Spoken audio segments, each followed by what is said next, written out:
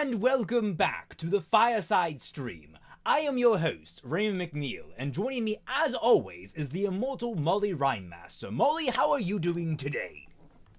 I'm doing good. Sarah's with me. Say hi, Sarah. Hello. Hi. You know.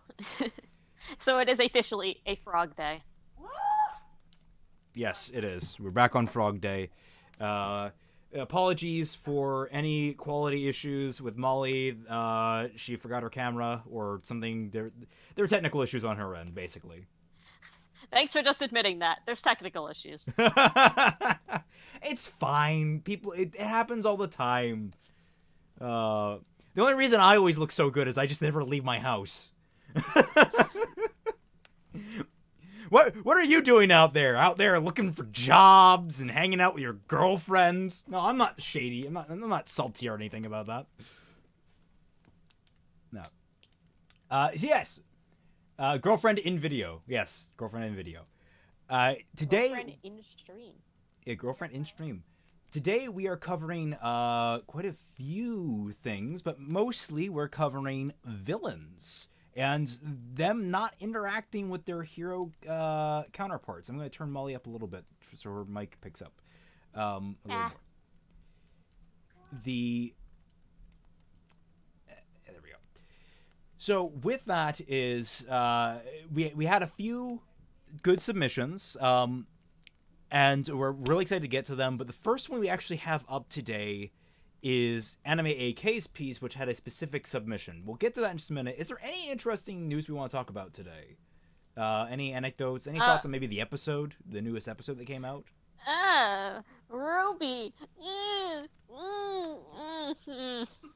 I like the part where they spent 15 minutes building up this ultra cool, dangerous Grim that made stakes happen, and then it dies to a statue.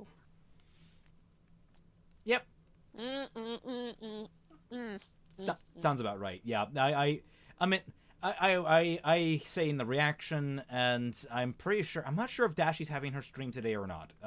She seems kind of out of it, or she hasn't responded to Fatman's message. That is. She's been kind of sick, hasn't she? She might be. She has health issues.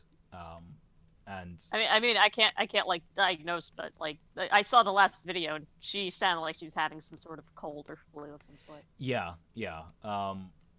Rip Crunchy. My thought on that is that they're just basically they killed it off, but they're basically introducing it as a stepping stone to like a new tier of grim enemy, and I'm like, wow, guys, the things that we thought were faceless, mindless goons that disappeared whenever they were killed actually sometimes have human-level intelligence because they're being piloted by humans. I wonder what other giga-popular anime that's blown literally everything Ruby's done out of the water they could have copied.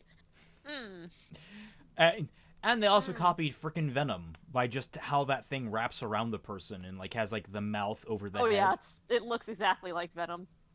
So it's like that's. I'm still holding out. I want Whitley to have gotten the family semblance and get like the grim suit of armor. I think that would actually make that kind of cool. I love how Whitley has done more to help the people of Mantle in the past like 2 minutes than Weiss has in the past 2 seasons, and she's still like, watch the attitude. Like Weiss, your brother is doing stuff. He's helping people, and he's fine about it. Yeah, he was the one that volunteered it. Like this is what's surprising to me is that Whitley just comes out of the woodwork. Like, you think he's going to be this complete and utter unrepentant jerk. And then he's just like, yeah, no, I'm actually pretty decent. I called the doctor to help your friend, and now I'm giving you the best possible solution you could ever ask for to save the entirety of the city. And Weiss is like, pain, love. It's all pain. It really is. It's frustrating, because, like, I don't know what to write about Whitley, because he was such a pompous jerk in Volume 4. Like, when did this change happen? I don't know. Also, the thing is about Whitley is that, like, in Volume 7, like Volume 7 and 8, let's, like, recap his life. His father's abusive, his mother's an alcoholic, his oldest sister went off and joined the army, his youngest sister got disowned from the family. He is like 15. He has every reason in the world to act the way he does. like if they established like his connection with Klein a little bit more, we might have more of a grounding. Like the idea is that Klein is really the father figure of the family, because that's where he was sort of for Weiss, but like we don't get that really.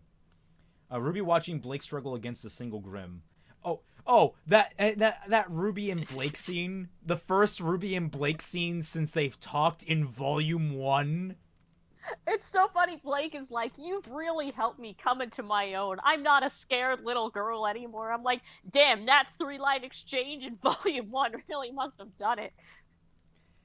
I don't understand like what they were thinking with that. I really don't. It's so weird. Yeah, Ruby is really lopsided in the morals of people. Yeah.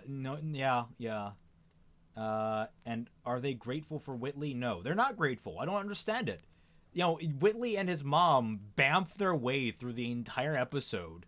They're literally the MVPs of possibly all of Atlas, and yet, like, we're supposed to, like... What just really galls me is that they were setting these guys up as, like, dysfunctional jerks. You know,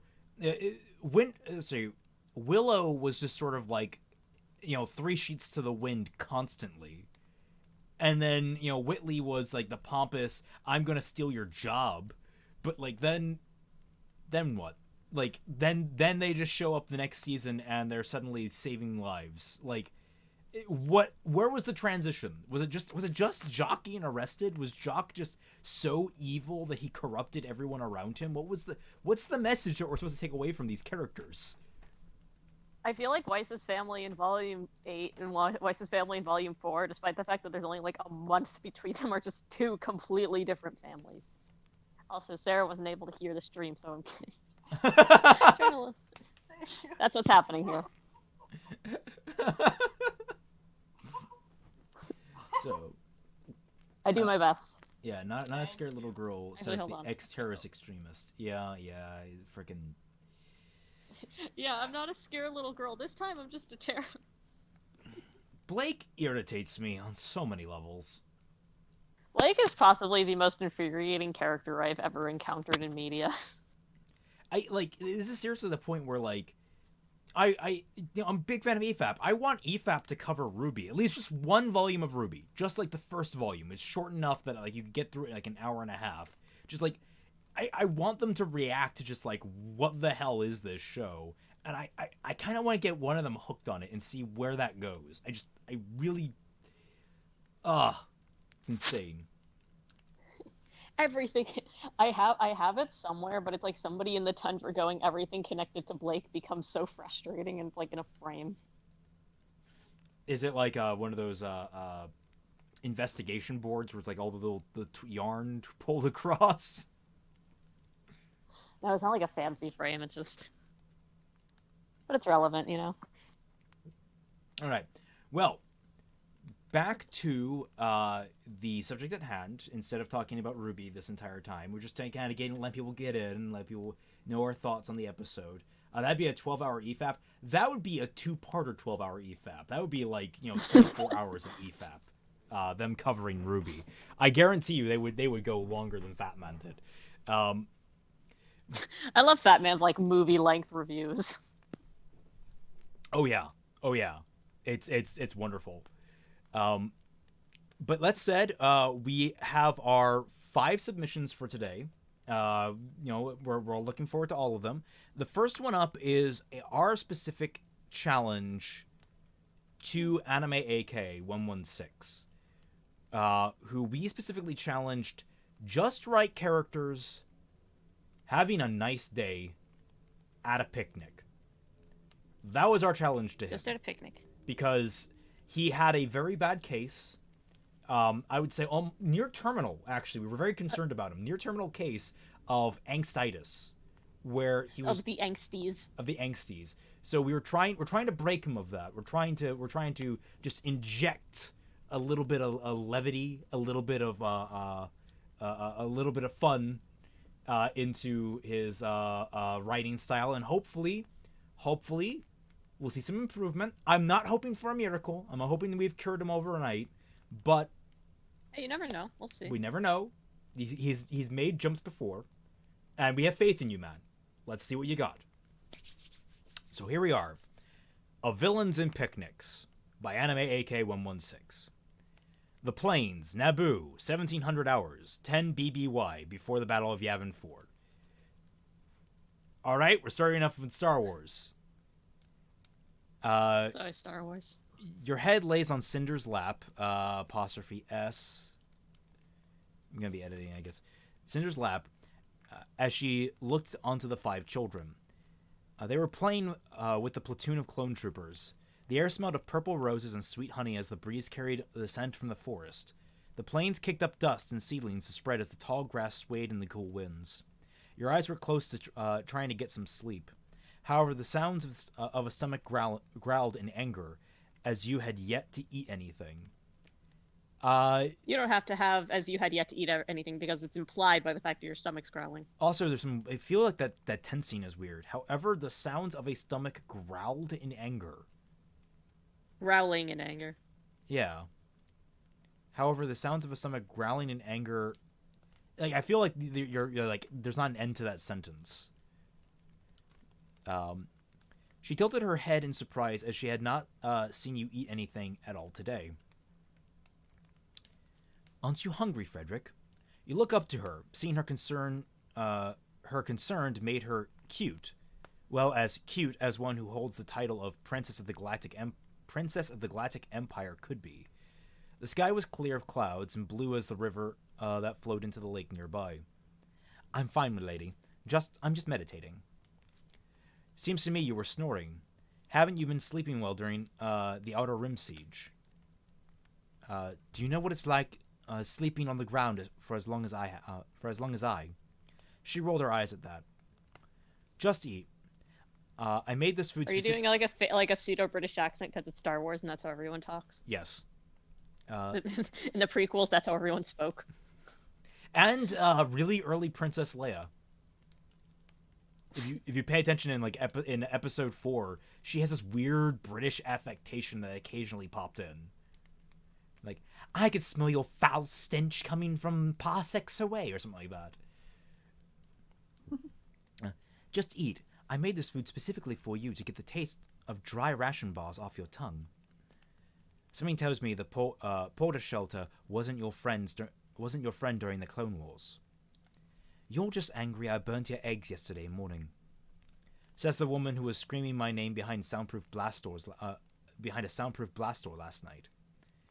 Cinder's cheeks flushed while turning away in a huff. You know you're cute. What? Oh, apostrophe. Yep. Apostrophe. You know you're cute when you're flustered. Takes a snobbish look off your face. Cindy, takes a snobbish look off your face, Cindy, like removing a mask. Already better dialogue than the prequel so far. I don't like sand. Says the man who wears... I don't like sand. You know, what's really sad is that, like, when I watch the prequels, I see every single line and I'm like, this is almost good, but it falls into terrible. Like, it's almost there. Like, you gotta get, like, one more redraft, and you can make these lines really work. Oh, and yeah, so move momentum. Yeah, you shouldn't italicize the Clone Wars unless you're talking about the TV show, which I don't think you are in this case. Yeah, that's a good point. I hear you. I love prequels. I actually love that line. I think that's a great delivery. I think it might be goofy. It was, but like I think it was like Hayden Christensen. I feel bad for because I think he's actually a really good actor, but like just George didn't know how to direct him. That happens. Says a man who wears armor 24/7. I'm a Mandalorian. This is the way, you teased. Okay, comma. This. That the bolding makes it read like a script, like it's a movie script promoting the like after that. I am a Mandalorian. This is the way. Cut to title. Yeah. What you want to do there is instead of italicizing, or you could italicize it. That's always an option. My preference for something like this, which is it's quoting kind of dogmatic scripture, you put it in just single quotes, just apostrophes basically. So, I'm a Mandalorian. Yeah. This is the way. Well, Mr. Mandalorian, you can start for again 2008 Clone Wars. I keep hearing that the last season of Clone Wars is godlike. I've heard that as well, but I've also heard it's garbage. So it's both godlike and garbage. No, what I've come to understand about the Clone Wars is that if you like Star Wars, like if you enjoy the prequels, you will enjoy Clone Wars. But what I've heard is if you're trying to actually watch it as like anything beyond it being Star Wars like fun time, it's not really all that good. Like it's the quality of story is apparently not very great. Well, 8-year-old me would like to argue with that, Raymond. I'm not gonna argue with an 8-year-old. I loved that show growing up. You're not gonna go back in time and argue with 8-year-olds, Molly. The last 4 episodes are good. Hey, Nick. What's up, Nick? Also, hi everyone in chat. Let's see. Wilma says, "Oh, now you're letting your Sithy side on, huh? Oh, the terror. At least I don't have to eat your burnt eggs anymore." Her eye twitched as she playfully slapped your shoulder pad. "So you did hate the eggs I made yesterday morning. Now you're learning sarcasm. What would the great Emperor Palpatine say about didn't catch that. About his Sith acolyte daughter learning to get angry over petty things in life. Now you're begging to die by my blade." You pause for a moment to consider what to say next. Should it be a burn or just a light joke? You don't need to italicize burn, I don't think. You can italicize it the first time, but not the second. What did I just... Did I? I don't know what I just did there. Control I. There we go. That was weird. Oh, I see. I didn't realize I italicized it first. Okay, there we go. That was weird. We give her the energy. The burn would give her energy for later festivities. Last time we sparred in such a serious manner, you lost a few brain cells and an arm. Only in your dreams, Freddy, she replied, with her face turning red in embarrassment. You sit up after that while she moves her legs a little. The grassy plains proved that the children were learning to hide from the troopers very well. At least one of them giggled, giving away their position to the white armored soldiers. If only your father didn't control our movements this vacation, you'd be popping out more grandchildren for him. No doubt he'd love that, you sighed, with every hint of annoyance you could muster. Well, he still wants us to train our children, then become stagnant? Though I do agree that we should have planned have planned our vacation. All right, good use of italics, strong use of italics there. Well, he still wants us to train our children, then become stagnant. I don't know what you mean by that. I don't know if AK's in chat, so I don't think he's going to answer. Yeah. Well, he still wants us to... so what is next on our activities list? Skeet shooting, hunting, drinking the finest of Australian whiskey. She chuckles... Actually, how many words is this? Tool, spelling, word count. 850. 850? Okay. She chuckled at that while shaking her head no. Pulling out a small data pad, her eyes widened as she looked at the list. If she wasn't red enough with embarrassment from verbal warfare earlier, she was as red as a tomato now. You looked over her shoulder to see the list, and the item caused you to raise an eyebrow. I'm going to kill your mother after this trip. The dark side of the Force be damned. She does realize that Naomi, Rem, and Ram are 10 to 8 years old. And we're in the angst.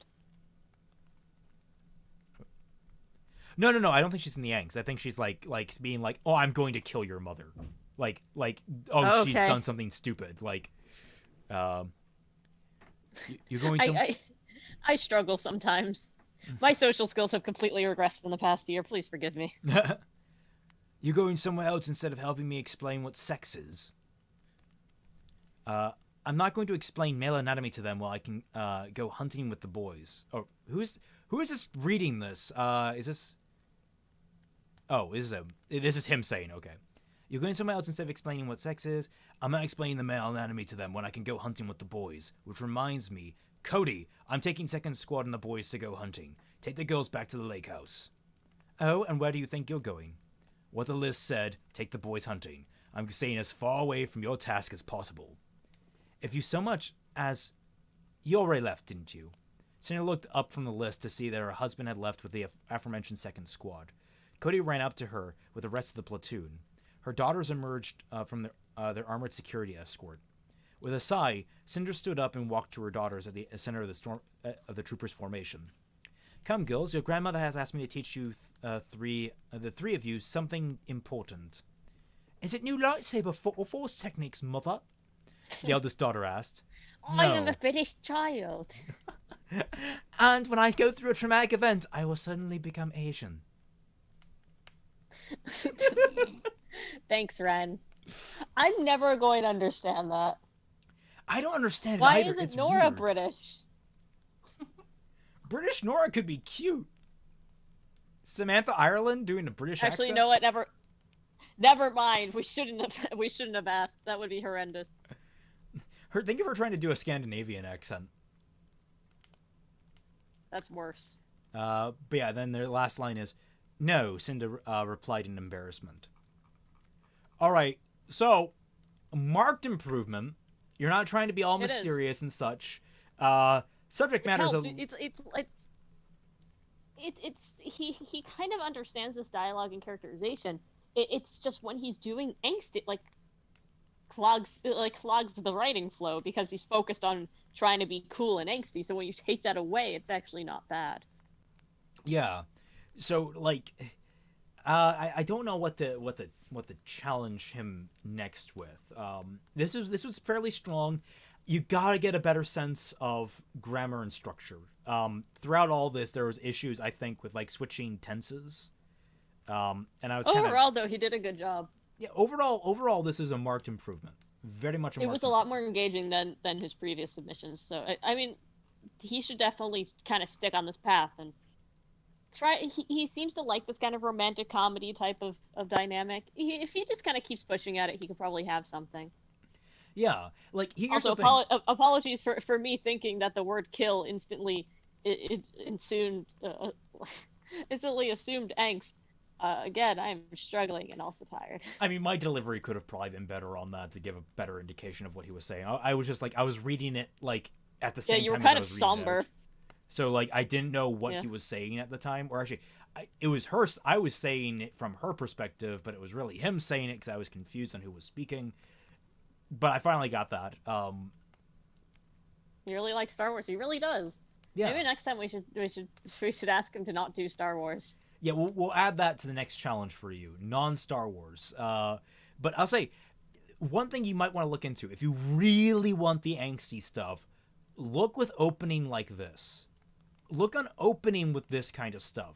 Because when you open with this kind of more lighthearted stuff, when you get to the angst, guess what? The angst actually hurts because suddenly, oh wait, that really nice happy stuff that we experienced, oh, that's gone. Oh no, I like that stuff. Why is it gone? I feel the angst. So that's my advice to you. Actually, build up with the happy-go-lucky stuff a little bit. Don't overplay it. You actually did a nice balance here. You didn't overplay it. You kind of hinted at some fun little backstory stuff. I actually really found it amusing that apparently this guy had cut his wife's arm off. That's pretty funny. That's an interesting dynamic. How would you marry someone whose arm you cut off? That's kind of weird. But she's a Sith, so I guess that we kind of have to take that. Nora, cold blimey, Rem. We've got to bust the old chum's kneecap. Awful. Writes all about Star Wars, but really he's a Babylon 5 fanboy. Is that true? Should write 40k fanfic. No. God, no. No, keep me away from 40k as far as you possibly can. My roommate loves 40K. It seems fun. I I can't stand the aesthetic of 40K. Like I Oh, don't 40K or like just it. Warhammer? Uh, a Warhammer in general, I think. Um, the aesthetic of it. There are very few ones that I like. I find it all very kind of overly dramatic in its. Now there's the exception to that is I like It's the a, it's a, architecture to things. I like the it's a very, cathedral it's a stuff. very like, from what he makes it sound like, it's a very silly franchise. Oh, it is completely over the top. I mean, Yeah, like it knows what it is. Um, they had Cole Sprouse voice one of the characters. would Team Ruby survive in the 40K? No, no, they'd be curb stomped and then tomorrow at the first encounter with a Space Marine. The downside is I have a bunch of friends who are in the Warhammer 40K, so I know a lot about it as a consequence. And I do enjoy the Emperor has a text to speech translator. That is the genuinely funny series. Though I haven't watched it in a while, so I don't get a lot of references anymore. Yeah, I don't like Warhammer Fantasy actually. I but I'm more accepting of Warhammer Fantasy because fantasy like it's weird. I don't like 40K because it's over the top. I don't like Warhammer because it's typically just fantasy, and I'm not really the biggest fantasy guy. I'm a sci-fi guy to my core. So like if you can give me science fiction fantasy, I'm a little more okay with it. If you can give me what I'm really into is science fiction is sci-fi fantasy modern setting. Like I like mixing all that stuff together. I find that very interesting. Um, and I'm actually working on stuff for that, so stay tuned. 40K is fun. The people writing understand the humans are not the good guys. The people writing understand that no one is the good guy in 40K. So, skull for the skull throne. Skull for the yeah. Sorry, I'm actually like of all the chaos gods, Zinch. I'm a Zinch guy. Uh, the god of trolls, effectively, and not like the fantasy trolls. Anyway, moving on. Who do we have next? Let's see. Next on the list, I believe, is Moopa. Would you like to read Moopa's? Sure. I'm trying to get this headphone into. Now, Moopa's, I believe, is a Warhammer. Is a Warhammer thing, which is why she was asking about it in chat. So, Moopa, I'm not going to hold it against you. You wrote for Warhammer. All right, I'm not going to hold it against you. Okay. Brian Lee. It's funny that it's Brian because my roommate who loves this is Brian. So like, Brian lean stood on his long tails, pressing hunger growl in stomach. Priest droned, many, many words lost to Brian and his unit. Blessing cursings of horned rat couldn't see what good they were. Army fights on stomach, yet clan rats not given enough. Man-Thing City stood. High, tall walls reflect bright and hateful morning. Fellow rats blink squinted, slouching under armor. If siege attack failed, would be fault of superiors, yes. I just say, when people write in like a fantasy dialect, it's really impressive. Yeah, this is I'm already engrossed. Like I love with I love that, like, you know, kind of goblinoid-esque writing style where it's like, oh yes, me gonna do this. Yes, don't worry. I don't know how to describe it. It's kind of Gollum-esque from Lord of the Rings, kind of, but it's, you know, very, you give it a good feel. It's a good feel so far. Orders came after speech mass, all charged forth. Slave infantry units first, Brian's infantry after. Man-Thing arrows and cannons murder rained. Brine skittered over the slave corpses. Base of wall only safe place, but couldn't stop there. Claws dig scratched into mortar. With horde he scurry climbed up wall. Muscles burned, lungs ached, but him better than other infantrymen. Hunger couldn't stop him. Smelled fear hate of surrounding rats. and they fell tumbled from the wall, and at top.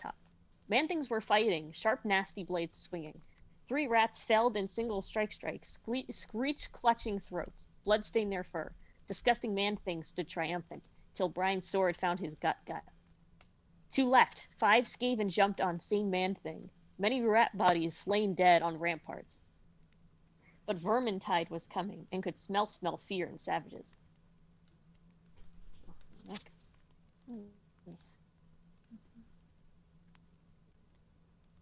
One soldier had nerve to attack him. He jumped back out of way, hissing. Sheer drop wall behind, many yards below. And Molly dies. You right there, Molly?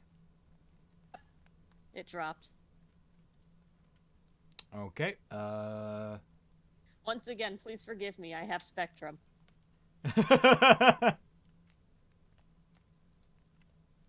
This is an anti-promotion. It's a demotion. This stream is demoted. I want to thank Demoted today's by demotion. Raid Shadow Legends. Spectrum Wi-Fi. Oh my god, what if... Could you get paid to, like, rag on competitors? Verizon will give you money. Yeah. They're long-time Verizon customers. They would love giving me money to rag on. All right. Do you want to Where try and get your camera going again? Oh, yeah. Hey.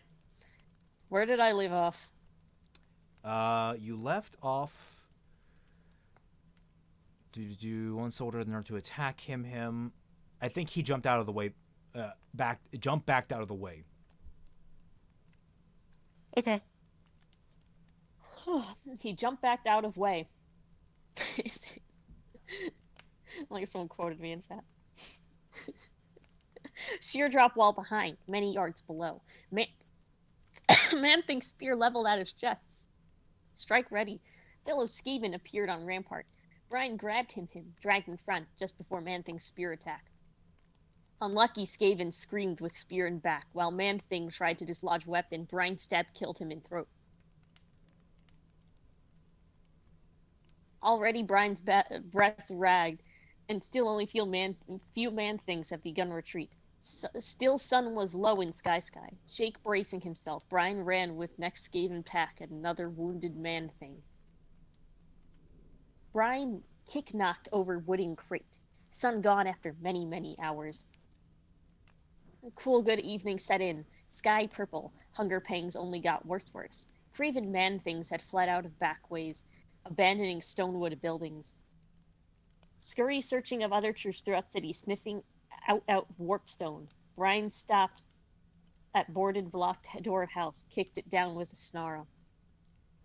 Fear and Man-Things smelt here, yes. Some near. Left behind, no doubt. Their big room down hall behind wardrobe. Jumping off wall, Brian used weight momentum. Pushed wardrobe over. Frightened squeak, and Man-Thing child cowered in revealed hidey hole. Please, don't hurt me, he cried, tears stream running down his face. Please, I'll do anything you want. I'll be your slave. Just please don't hurt me. Brian stared at blubber-begging child. He smiled at his own cleverness and dropped his weapons. Child stopped snivel crying, looked with wide eyes. Brian smiled wider, showing teeth. Tendon bone snapped, scream short died. Juicy tender meat, blood spurted on tongue. Finally, a meal fit for a warrior. Oh. Ugh. Spoiler alert, we have another cannibalism story coming up. One of 2 stories involving eating people. Well, that was... If I had a nickel for every submission we got today about cannibalism, I'd have 2 nickels.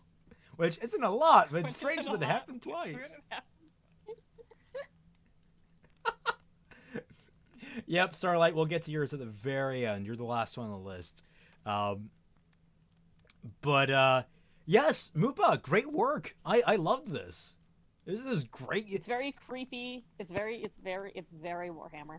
Like, I love that you're very consistent with this little like language they have. Yeah, in the oh man, I thought mine would be the only cannibalism story. Well, technically speaking, yours isn't actually a cannibalism story because it's different species, but I don't know how that works. Yeah. Yeah. Um, Skavens straight up eat anything they can get their hands on. Yeah, yeah, they're like goats. Um, Goats are terrifying.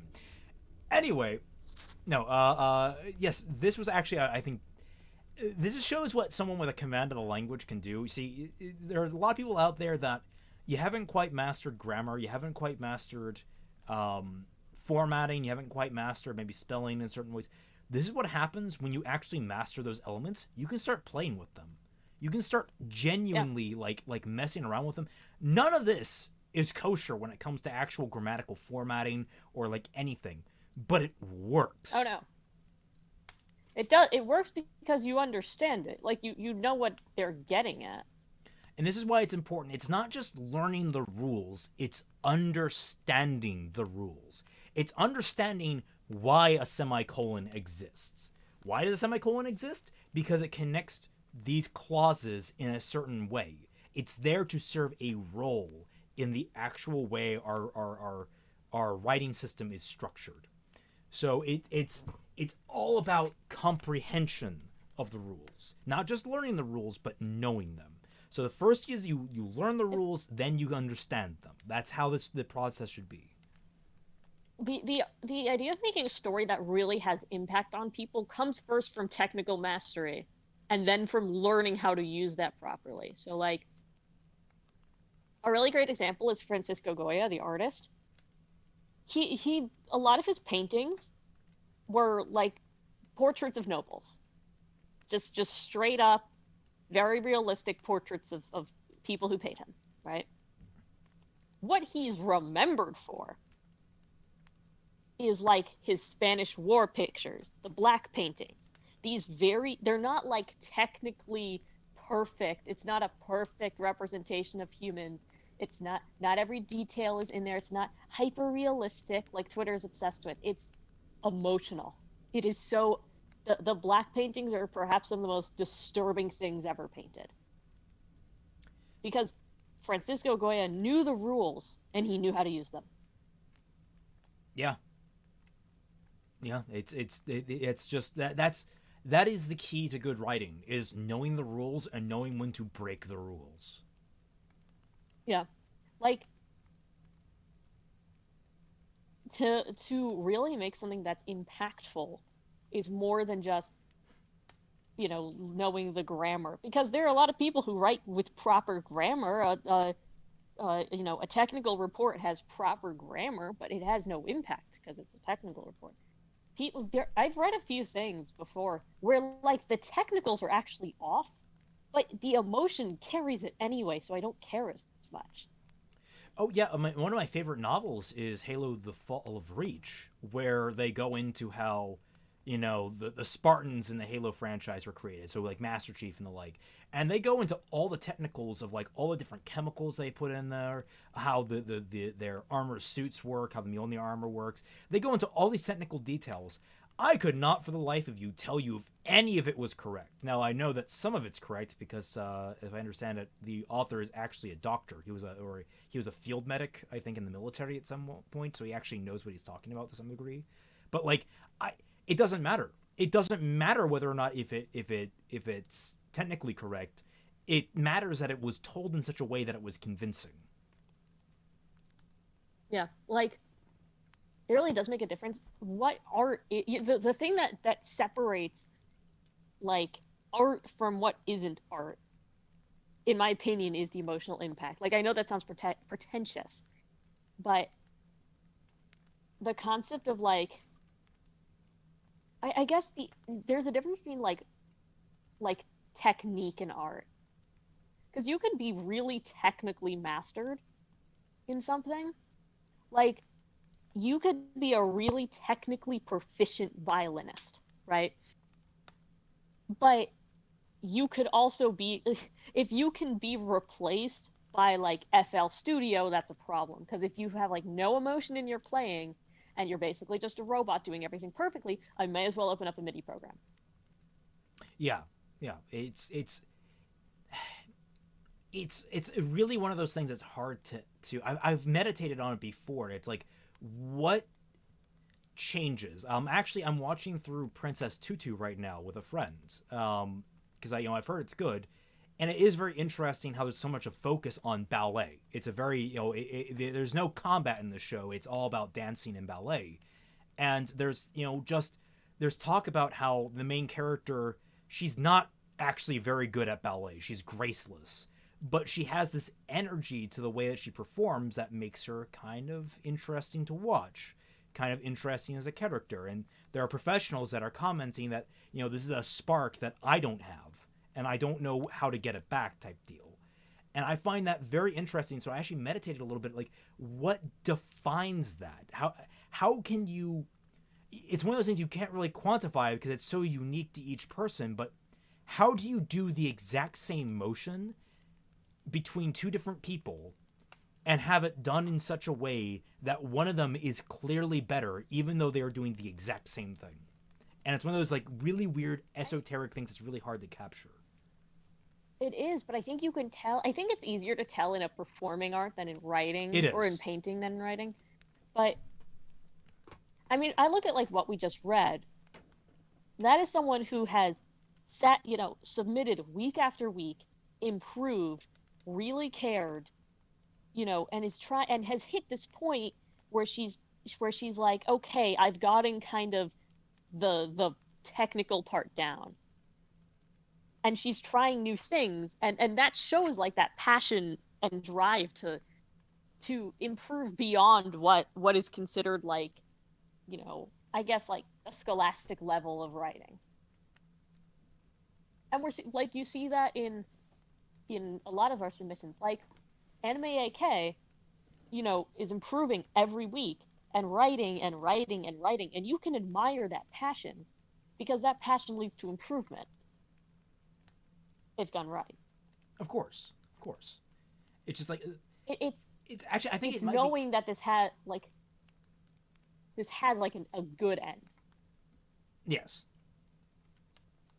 It's like knowing and having the technical skill and then choosing only to selectively use it. Peter S. Beagle also talked about this concept in an interview. I might have to watch the interview if I get the chance. That said, we have other submissions we need to get to. This was submitted by... Who was it submitted by? I need to check my notes. This was submitted by JJ. All right. I get to read a JJ one. And then after this, you get Frontiers. Cool. Nice. Also, I'm digging the formatting you put up there.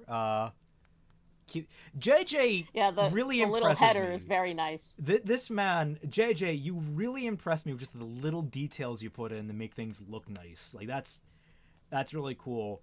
I don't know if you're in chat or not right now. But if you are, I saw him. just good work. Looks good. No, this is the good JJ, not JJ Abrams. We're not going to see any lens flares, all right? I don't know. What if JJ put a lens flare in writing? Oh. It's like the writing equivalent of how did you do that with your mouse? Though, one major critique already, there's no comma here. You just go the wolf, the raven, and the crow. You need... comma, man. At least, I mean, I don't know... In his defense, you do see that sometimes in fairy tale. Oh, really? Okay. That's fair. All right, here we go. The wolf, the raven, and the crow. JJ is here. Okay. What's up? Daylight broke over the mountains. Light streamed into the valley below, replacing dawn's indistinct glow. These first rays scattered across frost-covered underbrush, momentarily sparkling like bejeweled starlight. Twinkling water droplets that hung in the air slowly unleashed a formless monster of white, its misty tendrils snaking their way along the valley floor. The young woman was drifting back and forth. I think sparkling like bejeweled starlight is a little much. yeah, it seemed can I go heavy-handed on that. It's, frankly, when it comes to description, you want to kind of err on over description, I think, or I don't know. You can go either way on He's it. like clear. It's clearly the narrative style is very purpley because again, this is supposed to be some sort of, has this like mystical quantity to it. I just don't like symbolism. The young woman was drifting back and forth through consciousness, huddled from sight. She rested against a long dead tree. Raven's breath hung in the air. The biting chill of winter's morning filled the space in front of her eyes. The cloud froze and crystallized across the eyelets of her bone white mask, blocking her vision. The teen cursed as she pulled it off. The fresh air stung her eyes and burnt her lungs with the icy fire of daybreak. Her aura had flashed about an hour ago, taking with it the protective warmth of her soul. She could feel the absence of it. Gone was the internal fire sheltering her from the elements and lack of strength it afforded so one could carry inhuman weights. She had long ago been forced to abandon her prized sword, Omen, as so much cold, immovable steel. Raven was by now keenly aware of how useless her outfit was. She had built it for combat, not for survival. Her legs trembled, her long hair matted and disheveled. Cuts and scrapes along her now unprotected legs ached. She was a tired mess. That's me walking to class every morning. She was a tired mess, more tired than the young woman had ever been before. It had been hours now, most of the night in fact. Raven could recognize the signs of exhaustion within herself, the lack of focus, the desperate need for sleep, the rising fear, all things the tribe had taught her to use against her targets. Oh, I'm still waking up. Yeah. This time she was not predator but prey, the hunted. She should not have killed the small one he protected. The elder had once described the hunters to her in her youth, and they acted as protectors of the weak against the grim. Lone wolves, stronger than the pathetic townsfolk they raided for sport, but they lacked the strength and courage to take what was theirs by right of force. Instead, taking commands from merchants and peasants for the mere price of pieces of silver.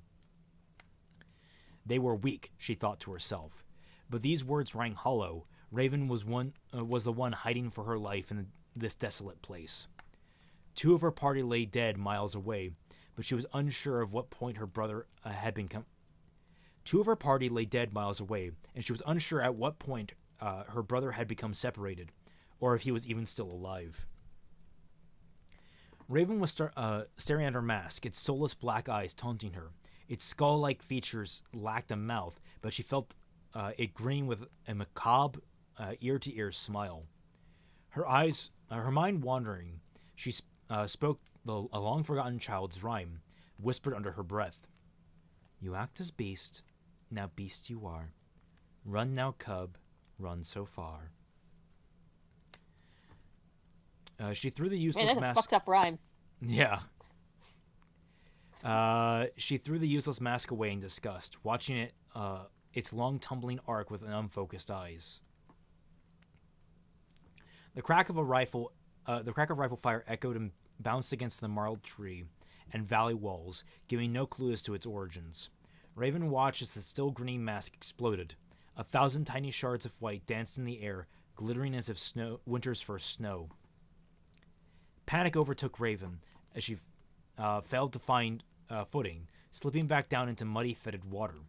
Unable to stand, unable to think, she just lay there trying to center her soul. Her hearing was all but drowned out by the deafening drum beat that pulsated past her temples. Straining to hear beyond it, Raven listened, focusing on a small, soft sound she knew was there, rhythmic crunching of footsteps approaching over frost. A dark shadow emerged from the forest, its shapeless form cloaked in the mist. The silhouetted creature resembled Grim, yet for its lack of luminous burning eyes. Bracken cracked underfoot as the figure drew closer. Sunlight gleamed off its long silver claw-like blade. Raven struggled lamely to find purchase, but with exhaustion's full effects. I think exhaustion needs an apostrophe there. Exhaustion's full effects. She found none and relented. A calm now washed over the young woman, for the chase was over, her hunter no longer unseen. Fear left her mind as a clarity of thought overtook. She would not allow herself to die in terror or panic. Survival of the fittest was the only law for which none are above. Accepting her fate, Raven rolled onto a seated knee, not willing to die against the wall like so many peasants before. The hunter approached in silence. No taunts or jeers. Oh, I need the minute. Entering this. There we go. So I can get the end. The hunter approached in silence. No taunts or jeers. His eyes showed no anger or malice, only soulless grief. His gaze was pitiless, merely a hunter looking at prey. Raven maintained the silence. No mercy asked, no mercy would be given. Young cub runs free, though lone eyes be blunted. We are hunters, and yet we are hunted. You know what? We have ring around the rosy. Yeah. This isn't that fucked up, all things considered. Only the tribe and the kindred link of brothers to sisters filled her thoughts. For Raven, that was warmth enough. She was no longer cold, no longer pained. Flames of swirling dark crimson formed in the hunter's wake as he raised his blade to claim his right. She waited in calm serenity for nature's judgment, a judgment which would not come for her today. A summons of misfortune would bring a harbinger to cut the hunter down. Young cub, take heed to travel not alone. Our strength in packs outweighs our own. All right. Wait. Yeah, that is it. That is it. That's cool. That's very like. I mean, that is like dark and edgy, but it's like cool edgy. I don't know. I mean, it's showing a character at their nadir and struggling to survive, and it's only by the grace of the fact that they have someone backing up they survive. It's like that's very grounded because it's not focusing a lot on like the angst of the situation. It's very much focusing on the I am so screwed, and I'm still going to resist, and like just like sort of like the last moment of defiance for someone. It's hard to eloquate because I don't want I feel like this is kind of doing a disservice to anime AK because he has like all these angsty things, but like this isn't trying to be angsty. It's just trying to show us this moment of panic, and I think that's like kind of the thing. Like there's a difference. That's what makes things like cringe angst versus like good angst. Like I think cringe angst is it's clearly doing it because it wants to kind of be cool. Show how cool and dark it is, but like non-cringe angst is like. It's like it's about the characterization. It's about non-cringe angst. Like this is what's important. This is showing a character going through something. It's actually a character suffering. It's not a character being like I have a dark past and I need to do this. No, character's actually suffering, and like we're not really clear on whether or not they're going to make it out alive. I think Sarah's asleep. Yeah. Okay. Okay. Very. We have 2 left. JJ, very good. Very good. We have 2 left, and right now we have William Wimser's Good Old Frontier. Good Old Frontier. And then you get Stars. Yep. I'm in Stars' little server, and she's been talking this up all week, so I'm sure she's very excited. Very exciting. It's like facts of circumstances versus dramatization of circumstances. Yeah, that's a good way to put it. Moopa's good at making what I say make more sense. That's really what it is like, you know, I guess a good way to put it is kind of like, you know how when you're like a teenager, you think that your particular teenage distress is like a different type of teenage stress? Yeah. Kind of like that. Like all teens have it rough, all of them. You see, I think I might be able to simplify this a little bit more. Is cringe angst is trying to be special. Good angst is recognizing we all suffer the same way, or we all suffer the same things in our own way. Where it's very much like cringe angst is being like, oh, this is so heart-wrenching, it's so bad, and I'm suffering, and I'm in pain, and no one else can understand me. No. And then good angst is people can understand this. This is very understandable, but how the character reacts to it is what makes it unique. Yeah, by the way, someone is saying, Master Decoy is saying that he sent you a DM. Oh, let me see. I haven't checked my Twitter today.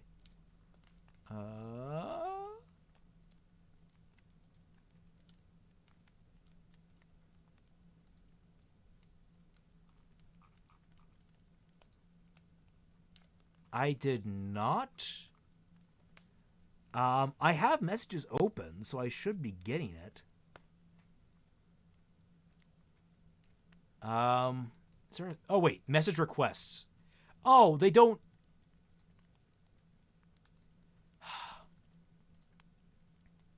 Okay, so that's how that works. Message requests don't show up as notifications. No, they do not. That is annoying. So we actually have 2 more submissions. Oh. Scratch that. 1 more. I have to go through OneDrive, and I don't have that up right now. So anonymous guy. Oh wow, what? This is a paste bin. Okay. Paste bin for the story. Yeah. That's an interesting choice. Yeah. We'll That get to would that work. one, and then I'll see if I can get this other one up and running. You start on Frontiers reading. Okay. I can hear their song. It fills my mind like distant thunder, caressing my every thought with thin fingers of ethereal sound. 1,000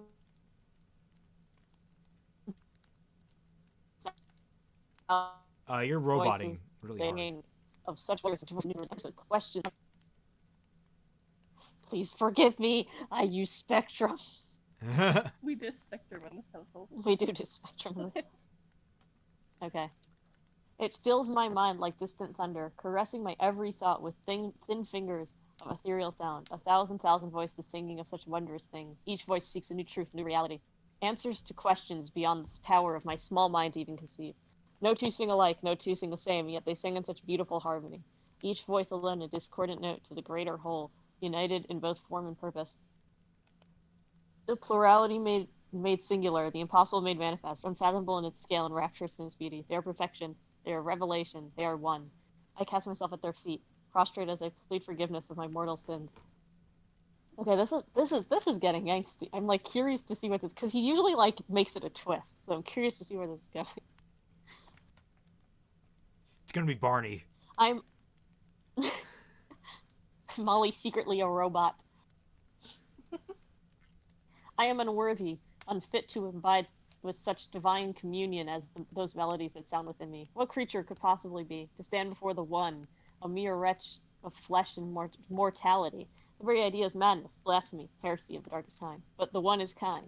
They sing to me with their many voices, weaving sweet lullabies into the very depths of my soul. They sing of the unity of the One, of the place to be found within,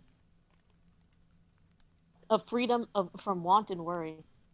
To no longer suffer the crushing agony of apart, but to be remade in tranquility as a part of the One. To join my voice to the many and sing their beautiful songs, immortal in the eternity of the One. Take me, I plead, my voice a clunky thing of sound and limitation. I accept, make me as you, I pledge my voice, I pledge all that I am to you. The One rejoices at my words. Brady goes twist, it's joy from inside. It's Amy Poehler. This does describe what it's like when, for some people when they get into Parks and Rec. So, Huh. because I know there's going to be some dark twist at the end. Anyway, the One rejoices at my words and reaches out to wrap me in their loving embrace. Their very touch elevates me, changes me as an artist shapes the raw material of a masterpiece. It shapes me, forges me, remakes mind, body, and soul into a visage of perfection and purpose. Each change is precious beyond measure and given freely. For the One is generous, and its gifts are many. But the greatest of them all is yet to come. I stand expectant, awaiting my entry to the many made one. My whole life spent in service to false unions, through such pithy things as the greater good and civilization. I curse them for their folly, for having kept me from seeking the true identity of the one. Soon I shall be I shall be free of them all. Soon I shall be of the many. Soon I shall be one. Soon, soon. I'm still apart. The one has not taken me. My anticipation turns to a sour rush of panic. Have I offended somehow? Have I lost my only chance to join the one? The thought alone fills with a dread both deep and vast. To be so close, only to have it torn away, is fate I cannot bear to live with. What have I done? What can I do? The one... Oh, Brady, this is a Spectrum customer.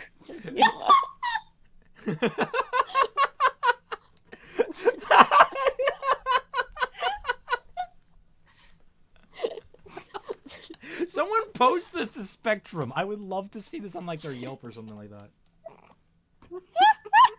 You could put this on like any review page. That's so good. The one speaks to me, calms me with its soothing tones. I have nothing to offend, nothing to condemn, and I will be joined to the one, as promised. But first I am needed for a mission most dire, a holy task which only one apart may achieve. For the one has many enemies. Those who would deny its harmony would harm the many, and in doing so harm the whole. They are sly things, these enemies, poison to their divine flesh, and discord to their heavenly songs. But there's a lot of like weird capitalization, which I like, because like, you know, denoting these things as higher. Yeah, like capital G God, that kind of thing. Yeah. That such monstrous things can exist sickens me beyond words. I offer the one a new pledge, a pledge of death and retribution. By my hand, these monsters will die. By my hand, they will be shown the glory of union, or they will be condemned to the yawning eternity of oblivion, cursed to be apart forevermore. This is the pledge on my gifts. This is the pledge on my promised place in the union, for the many, for the one. Can't really scroll any further, so you guys can't see the bottom of that. But yeah, that was solid. End. That was a. That's cool. Is there a context I'm missing here? I feel like Like, this is if like a it's- Lovecraftian type deal. Okay, so the deal is that there's the context is that there's no context. Well, effectively, it sounds like, oh, there is an entity beyond me, and I'm pledging my servitude to it, so it will consume me. Yeah, it's a really cool story of someone who's like clearly desperate, and this is their like holy journey that they need in their life, and there's some mysterious enemy. Like that's the thing about writing a short story, is having this mystery of it that like makes me crave more. It's both, it really brings that kind of like wonder and frustration that you love from short stories, where you're like, I want more. Yeah, I thought that was really good. Yeah. Now let's see. The next up is Like this would be like an amazing first chapter. Mm-hmm. yeah, I think that would be like a good. Yeah, you could just have that tumble into like a whole like crazy story about this guy trying to appease the one, and like maybe he keeps getting frustrated that he just doesn't keep joining or not. You could play that any other way. This is original work, FYI. Yeah, what I'm saying is like it has very Lovecraftian tones to it, where it's like you have a lot of characters that just they get obsessed and kind of go crazy over these beings that are beyond description. Beyond It comprehension. works. It does work. It's Zinch. Huh. No, Zinch. It's Bumblebee shippers. It's Bumblebee shippers.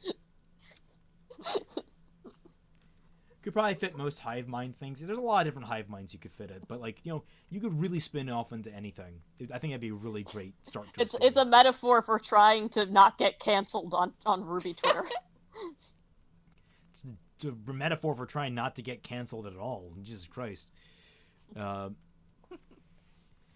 right, so we have Star Story next, which has a warning for cannibalism. So if anyone turns green to the gills over that, you may want to turn your eyes away. And maybe turn off your ears. If anybody does not like prions are about to happen. Oh my goodness. Prions? It's like some sort of like dangerous protein you get from eating people. Brain. Brains, specifically. Human brain. Human I'm brains. pretty sure. Yeah.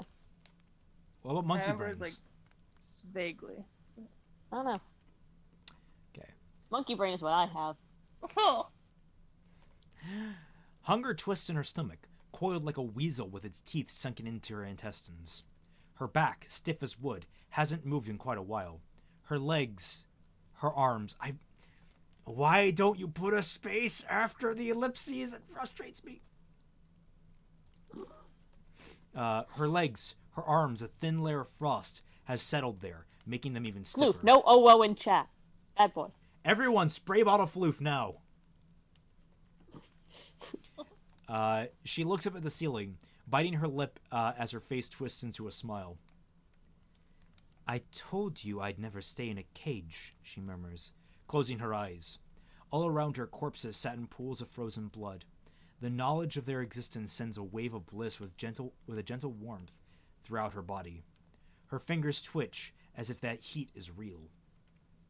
The moment, however, is broken by another pang. What an annoying feeling. Her gaze drifts back down to the bodies. Licking at her lips, she tastes the iron on her tongue from one of them. She can't tell which.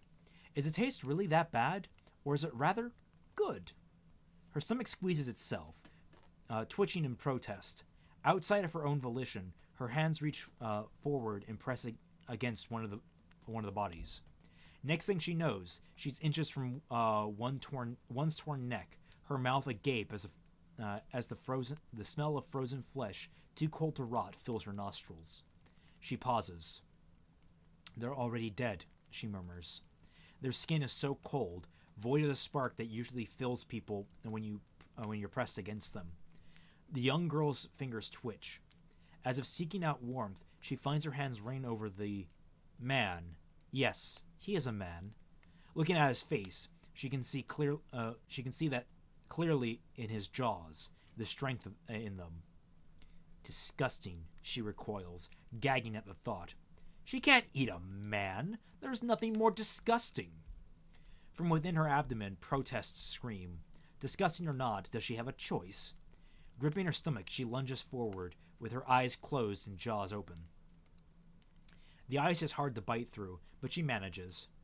With a shaking of her neck, she tears a piece from his throat. She can't bear to open her eyes for the first bite, and as the cold flesh sloshes in her mouth, it's a struggle to keep it in there, an even bigger struggle to swallow. But once it's down, it stays down, and her stomach quiets for only a moment. Then it seems to split with a predatory craving for more. What are you doing?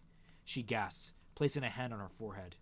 Kiri, what are you doing? She shrieks, her nails digging into her ice-covered skin. The warmth of her blood drips down her skin, and her cold tears leak from her eyes. You can't just eat a man, she barks, tipping her head back and brandishing her fangs. That's ridiculous. You can't eat a man. She convulses with laughter, doubling over as her ribs are racked with pain. Oh, how did she get here, with flesh in her teeth, her own blood falling into her eyes, and her hair. Her hair was a mess. She doesn't understand why, but this only strengthens the laughter until she's nothing but a quivering pile of tattered white cloth and tangled pink hair, all strewn about her bony shoulders. She feels a spur of energy. That was very intense, but fittingly so, considering the circumstances. Yeah, she feels a spurt of energy, perhaps from a presence of food in her gut, and with it she lunges forward at the body again, tearing into it. This time she's unashamed. Laughter bubbles up between mouths full, spilling out from her chapped lips. The skin is tough, leather-like, but manageable, and the taste of flesh, well, the more of it she ate, the more it passes through her lips, the better it tastes. After she is done, she finds herself proud of her work. She's eaten quite a bit of him. She can see the bone of his neck. What are those? The spine? She giggles. Is the neck part of the spine? Maybe if she had gone to school, she'd know. With a new, breezier gait. I think you might just want no comma there. New, breezier gait. She delicately steps over the man's corpse, nearly tripping. This, too, pulls a laugh from her. She looks down at her rags, her thin fingers fumbling as she searches for the name tag pinned to the cloth. Finding it, she tears it off. On it, her name stares up at her. With her lips twitching into a smile, she tosses it to the ground. I'll think of a better one. Bye-bye, she trills, waving gleefully at the corpses she left behind. Damn! Like I'm Really well, yeah, I'm very actually, well written. I'm not typically very squeamish when it comes to like gore necessarily. Like Yeah, you definitely did it though. yeah, that was You put a good warning on there for a good reason. the spine comment. I think that's the one that got me. Is like you can start seeing the bone of the neck, and it's like for some reason that very much came to like ugh, around me. As for the characterization, I don't know how I feel about the like going insane stories in general, because it always makes me think of like the Joker, and I mean like that type of Joker. But I don't know. I think you pull it off. Yeah, I think you pulled it Because off. considering, again, it's a circumstances thing. Like clearly she's in some horrendous situation. Yeah, very clearly she's friggin' she's in a very she's like in the wilderness. She's freezing. Everyone around her's dead. Yeah. Let's see. Bad Floof, go to your room. Oval. Commit uwu crimes. Oh god. I'm sorry. I was looking to see if anyone sprayed Floof for us. No. This is too detailed, Warrior Gamer. Yeah, I don't say it's too detailed, but I that is some graphic stuff there. Oh snap! Did I miss a spine? Yes, you missed a spine, Nikhil. Makes me curious how that person got caught up in the situation in the first place. Now, Star, if you're here, obviously. This is part of your fanfic, I think, isn't it? This is your character. I don't want to show you showed me images of her because you have images of her, but I didn't want to because you didn't want to not credit the artists, and I didn't want to show things that I didn't have proper credit for in the description. So this is actually part of her Ruby fanfic to some degree. So I'm actually kind of it's like huge project she has. Yeah, that huge fanfic project. Which the more I'm learning about, the more I'm genuinely intrigued. I haven't read Ruby fanfiction in a long time. She's putting it's like her life's work right now. Yeah. Was mine? Yeah, I was not able to open yours, anonymous guy. I'm sorry. She is only 18, very promising young writer, in my opinion. Yes, this is very good. You're better than I was at that age. So I'll tell you now, you're making great progress. Very good strides. Yeah. Now the last one we have on our list is from what was his name? Make sure I remember this properly. It was Ben, or Master Decoy. Now let me try format this a little bit better.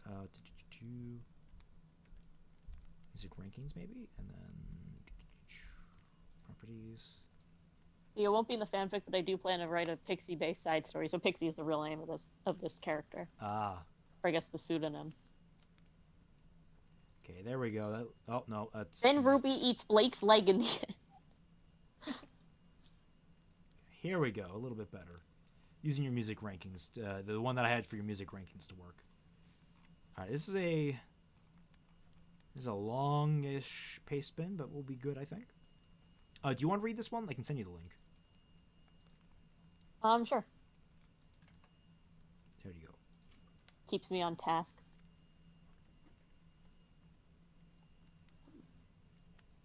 Paste spin is an interesting format to send us something in.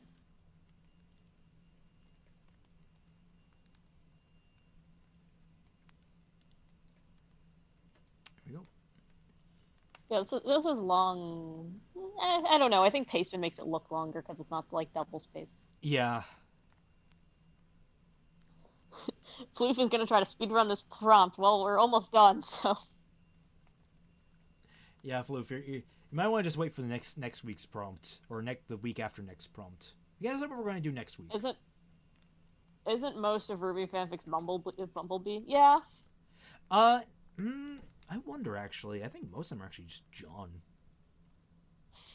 No, those are the most popular ones. Floof is shifting into maximum overdrive. It is Bumblebee. Wow, that is by a mile. Like, Bumblebee has 5,100 fanfics. Second best is White Rose, which has 3,600. Yep, that sounds right. That's so there's two things that I always check to make sure we're not in a simulation. One is I check the AOT fanfics and see if on the first page there's Levi smut. Then I check Ruby and I see if on the first page there's AU Bumblebee. No. I like the self-destructive feature of Pastebin. I don't want my amateur trash on the internet forever. No. You want it on the internet forever so people can learn from your example. Remember, here is the rule for it. If you're going to be a good writer, be a goddamn good writer. If you're going to be a bad writer, be a goddamn bad writer. Because people will learn from you one way or the other. How do you think I learned to write music? She listened to Ruby and said, I can do better. No, that's literally what happened. And a lot of what I learned came from just not doing what Ruby does. That's why I became very obsessed with, like, the technicals of songwriting. Not to mention, it's going to be permanently on my videos, so I don't know what you're talking about. Anyway, let's read this. Yes. The suffering was beyond her comprehension. Her senses failed, and all was pain. Heat, once her trusted ally, betrayed her as every nerve in her body was set alight. The blaze transcended the physical, assaulting even her concept of self. It was a total reversal of the rare inner peace granted by the acquisition of the maiden's power. Her senses illustrated this metaphorical inversion by relaying that she was being turned inside out, crushed and exploded in the same instant. Thoughts flared suddenly and then died like embers scattered by the wind. Simile, but keep an eye. The disjointed fragments of memory would serve to remind her this turmoil, how this turmoil had come to be, if only she could perceive them through her catatonic torment.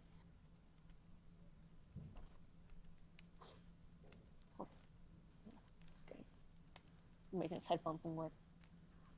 Her fleeting glimpses of consciousness created the vision of someone vainly struggling against relentless ties. Briefly, she gasped for air. Let's feel. Calm. You're roboting again. Spectrum. Spectrum! That...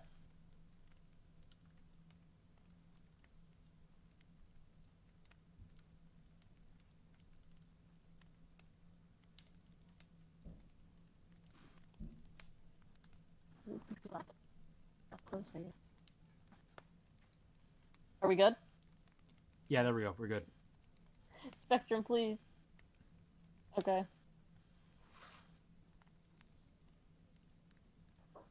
So, briefly, she gasped for air. Comma briefly. Only be subsumed by the royal, and I'm assuming subsumed is a word, I just don't know. Yeah. Yeah, it is. Okay. Live Molly. Chat doing CPR on my internet connection.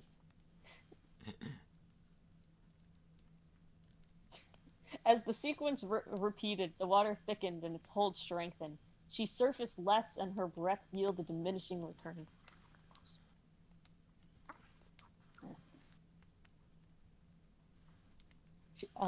Then the viscous liquid became a black tar. Attempts to inhale oxygen inevitably brought her cloying pitch instead.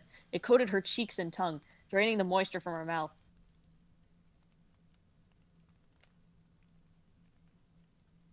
Her already labored gasps now drew the tar's grit along her gums and teeth, like chewing on sandpaper. This vile series of sensations managed to override her instincts, and she stopped breathing. Subconsciously, she had accepted that merely suffocating would be a blessing. This is so funny because it's almost like you and JJ share the exact same style. It's really good. Oh, no, it's JJ again. No, it's JJ. It's JJ again? No, I'm kidding. Like, it would be funny if like he submitted a second one under an alternate name. Yeah. No, I just find it funny that the two of them have such similar writing styles. Again, it's a good writing style, especially for this prompt. It's very intense, very, like, you know, it's very, like, in there. I don't want to use the word intimate, because I don't think that's the right word. But it's very, like, you're really, like, like clawing in there and getting at the nitty gritty of it. Salem watched Cinder's body struggle to incorporate the grafted limb. Hazel had expressed concern over the gruesome.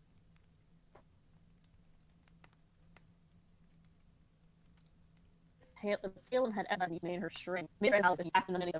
She could have forwarded a decent number of more logical arguments, but nothing convinced Hazel more completely than comparing herself favorably to Ozma. In truth, Salem was simply conducting one of her numerous experiments. Cinder died, the magic would be contained by the Grim vessel, and Salem could dispose of it as she wished. Survival would mean Salem had a new avenue to augment her forces. Fortunately, there were already signs of rejection. The limb moved incongruously with Cinder's body and demonstrated hostile intent by striking at the host. Cinder's ego had been shattered at Beacon, and now she lacked the domineering skill that had drawn Salem to her in the first place. Cinder.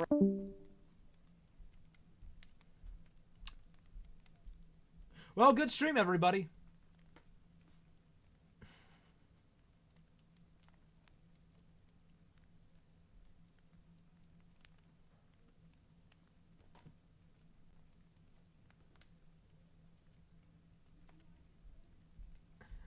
Master Decoy, it's fine. So far, it's been pretty good.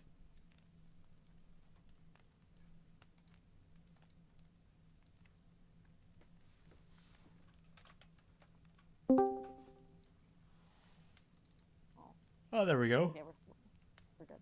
How much did I miss? I don't know. I think. Unfortunately, there were already signs of rejection. I think that's where you started cutting out. Oh no. Why? Oh, this was kind of far back. Would you like me to take over? Yes. Okay. The limb moved incongruously. That's a new word now. The limb moved incongruously with Cinder's body. Incongruously. And demonstrated hostile intent by striking at the host. Cinder's ego had been shattered at Beacon, and now she lacked the domineering will that had drawn Salem to her in the first place. Cinder rasped, and Salem ceased her rumination. As a mortal, she was merely a genius. As an immortal, her natural talent combined with experience to reach unparalleled heights. Her unblinking analytical gaze noted every detail. It wasn't quite a death rattle, but it certainly wasn't speech either. Salem continued to observe, though at the forefront of her mind she was cataloging the possible explanations for the sound and how to confirm or falsify them. Drained, feeble, and on the verge of death, Cinder finally managed to whisper, "Mama." Salem stopped. Her facial expressions had become a mere theater, so without an audience, her countenance remained still. Internally, however, she imploded as she struggled to rein in her thoughts. Her overwhelming presence dissipated in an instant, leaving a lost and forlorn woman where a demigod had stood. Well, I just want to stop here. What I'm really impressed by is how the first chunk of this is this, like, hyper poetic, like, super gritty and you know, kind of edgy detail about, like, the pain Cinder's in or whatever. But then, like, this part with Salem is so much. It shows that he can, you know, Decoy can do more than just that purple prose. He's also showing that he can really write this normal prose too. Yeah, and like I like the idea that it's the question is who is it that's being described in both parts. Because well, in the first part, it's from Salem. I would imagine it's from Cinder's point of view. Yeah, but the thing is, it could also apply to. And then the second part is Salem, like, witnessing this. Also, I said it before I came back on stream, but as a mortal, she was. Oh. There's just an extra was in there. Oh, okay. So just letting you know. Employing the dreaded Yo Mama tactic against the Grim. We've already seen how effective that is in the show. Suddenly, despite her surrender, the ooze continued to advance on its own accord.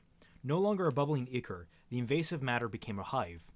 They surged down her throat, each step of their legion barbed needle-like limbs awakening not just new levels of pain, but also terror. The swarm inside blossomed to coat her lungs, while the endless horde surrounding her shredded through the scar tissue, sealing her vacant eye sockets. She felt the masses coalesce in tandem and take new weight. Fingers? No, claws, stinging like dust-infused razor wire. The mere touch simulated a dull saw dragging across your skin. The claws tore further inward, intent on eviscerating her vital organs. The tendrils... I think you didn't mean to say your, I think you mean her. Chest constricted around her heart. And she felt passage of each sawtooth as they carved her apart. Utterly broken, Cinder's most fervent wish was for her suffering to finally end. Okay, so that was Cinder. I thought you could be kind of creative and do a parallel with Salem, but I guess I was wrong.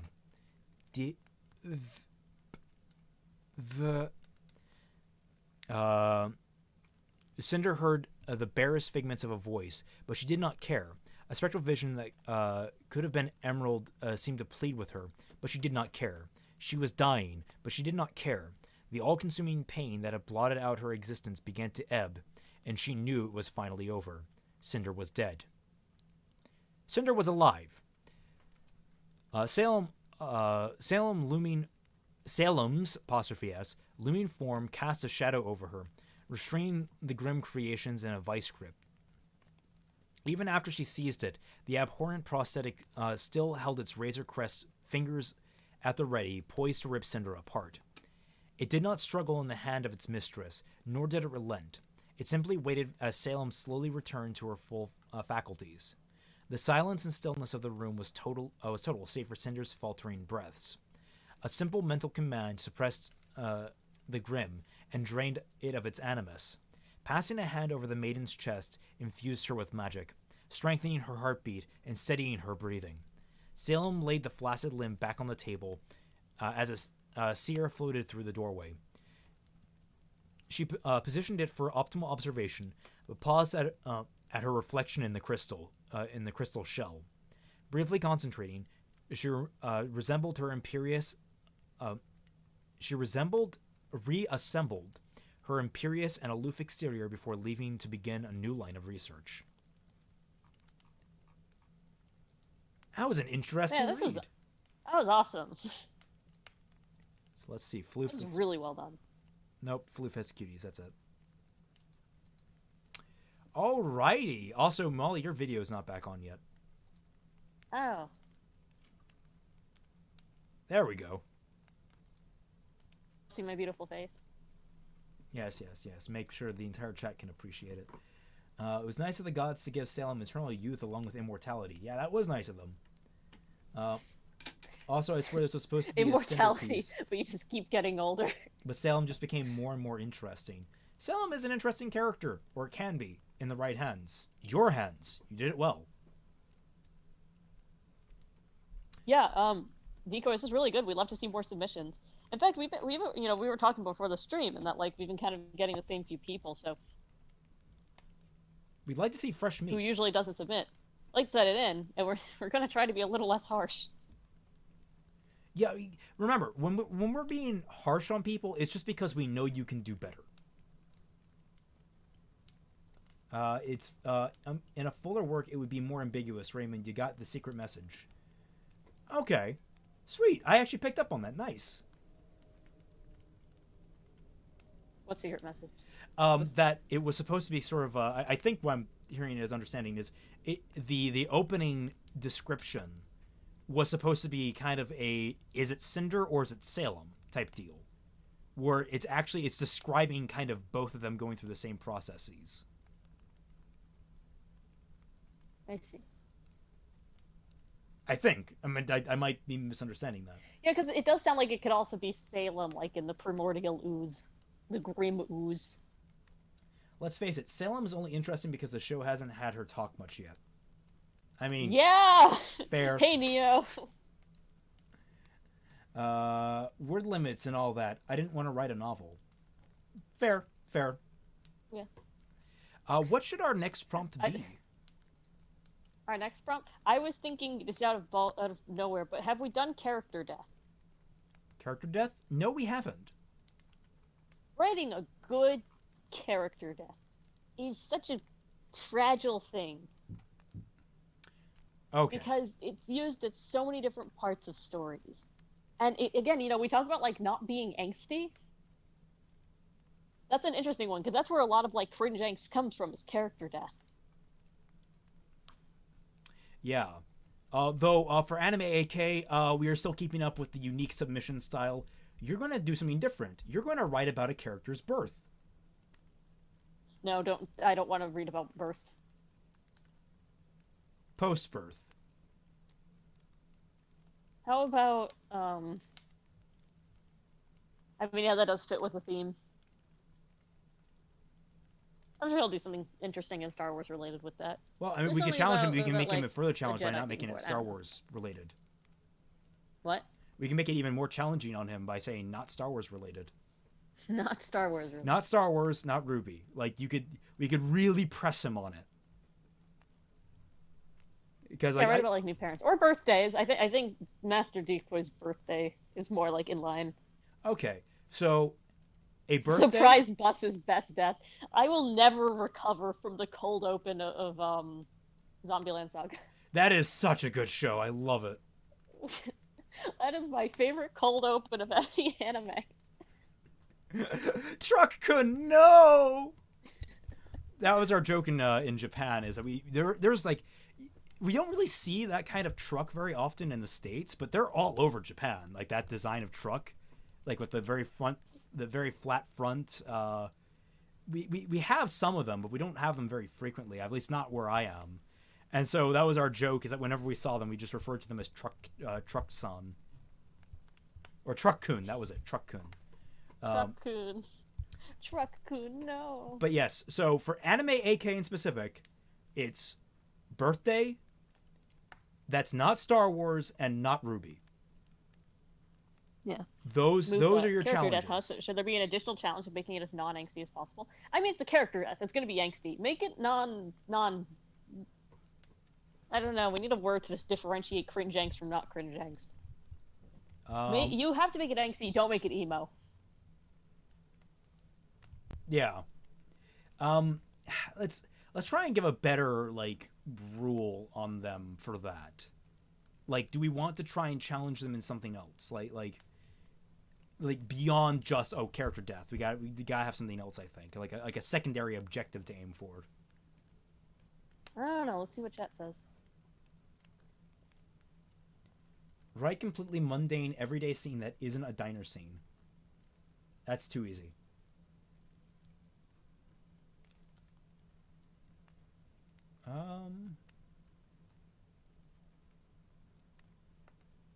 All right. A death scene, but it's funny. No, I don't.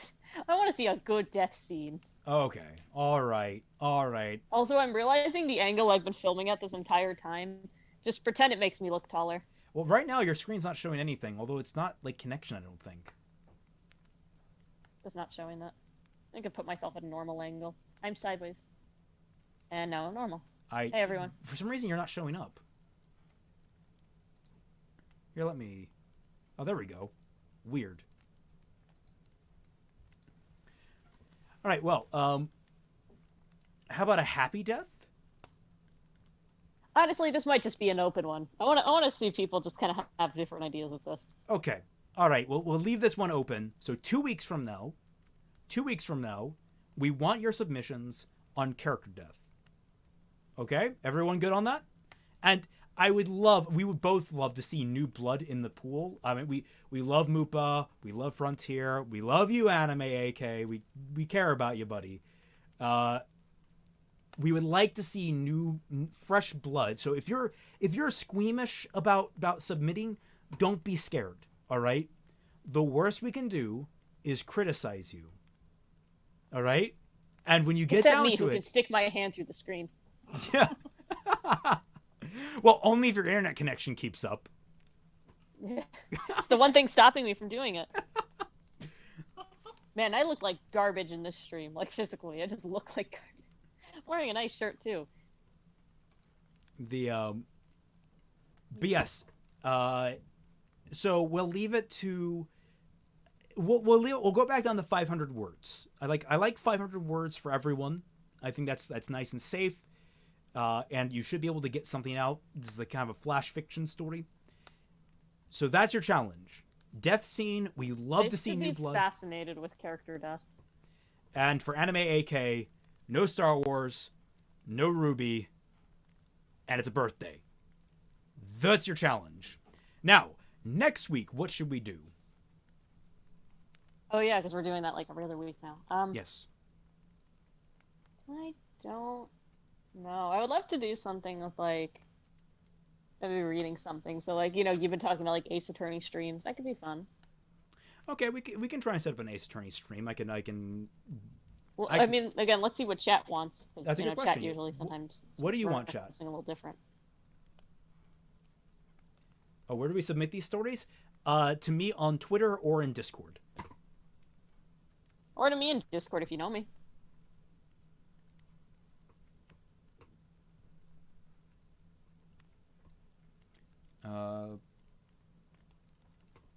Read aloud what I submitted in the Disky? In the Discord. Like in our chat. Where did you submit it? He just posted the picture. Here, he just posted it as a screenshot. There's only like 12 words in it. You want to do the audio? Oh, here we go. Yeah, I got it. Look, I gave Mercury a personality. Mercury shitted and farted himself. The end.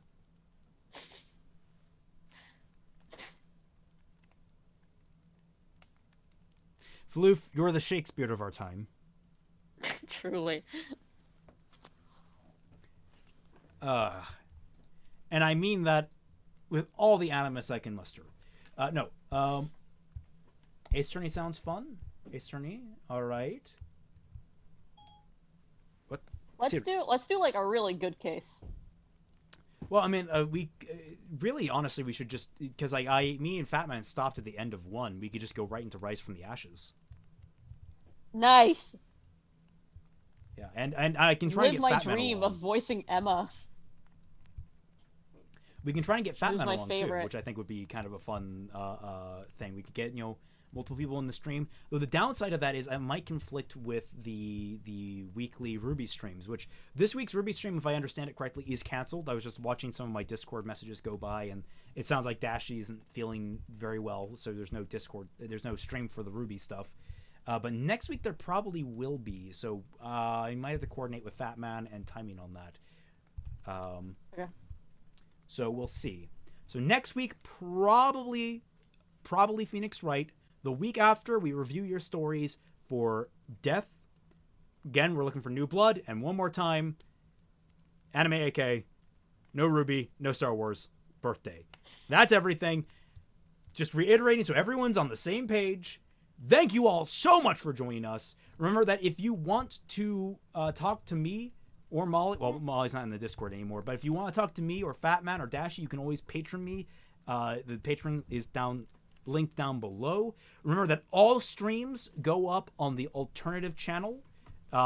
So if you're wondering where this stream went when we're done here, it's going to be unlisted and it's going to go up on the other channel, which is also linked down below. There is a video on my YouTube that links there as well. Oh, Molly's back. Then good. Bye. So yes, thank you all so much for joining us.